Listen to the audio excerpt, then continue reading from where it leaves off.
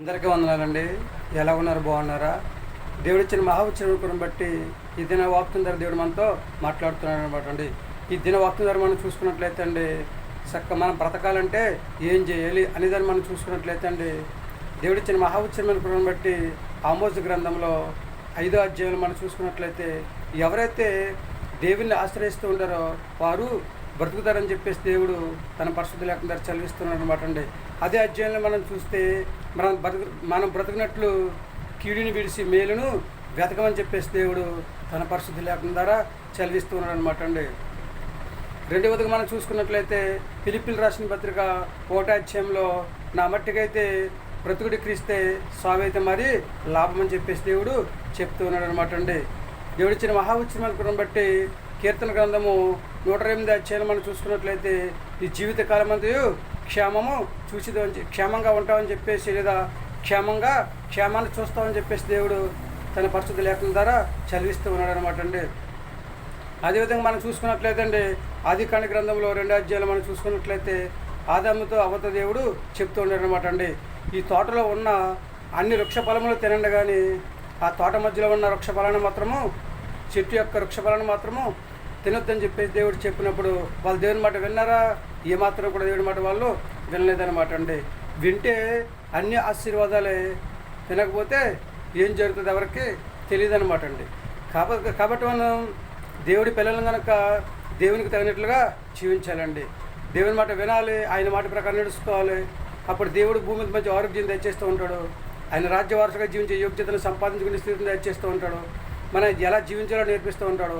మనం ఎలా బ్రతకాలో తెలియజేస్తూ ఉంటాడు.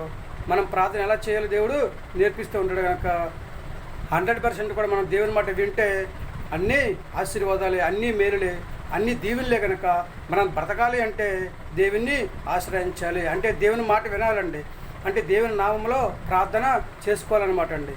దినదినము కూడా దేవుని నామంలో ప్రార్థన చేసుకుంటే మన జీవితాన్ని దేవుడు ఎంతో ఆశీర్వాదకరంగా ఉంచుతాడు, దీవెనకరంగా ఉంచుతాడండి. మేలుతో మన హృదయాన్ని నింపుతాడనమాట అండి. కాబట్టి మనందరము కూడా దేవుని మాట విని ఆయన మాట ప్రకారం నడుద్దామా? ఈ ఆలోచన మీదేనండి.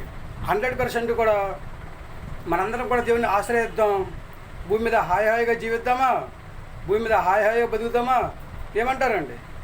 అయితే తలలు వంచండి, చిన్న ప్రార్థన చేద్దాం. మహాపరిశుద్ధుడైన పరలోకపు తండ్రి, నీ ఘనమైన పదం లెక్కలేని స్తోత్రాలు చెల్లించుకుంటున్నా ప్రభా.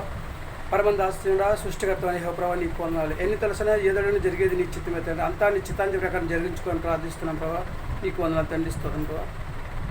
మేము భూమి మీద హాయిగా బ్రతకాలంటే తండ్రిస్తున్నాం ప్రభావ. భూమి మీద హాయిగా జీవించాలంటే తండ్రిస్తున్నాం ప్రభావ. భూమి మీద హాయిగా గడపాలంటే తండ్రిస్తున్నాం ప్రభావ. నిన్ను ఆశ్రయించాలి తండ్రి ప్రభావ. నీ మాట వినాలి ప్రభావ. నీ మాట విని నీ మాట ప్రకారం నడుచుకోవాలి ప్రభావ. నీకు వందనాలు తండ్రిస్తున్నాం ప్రభావ. సర్వశక్తి కలిగి నీకు అసాధ్యమైనది ఏది లేదు తండ్రిస్తున్నాం. కీడు ఎవరికైనా ప్రభావ, కీడు తలపెట్టకుండా తండ్రిస్తున్నాం.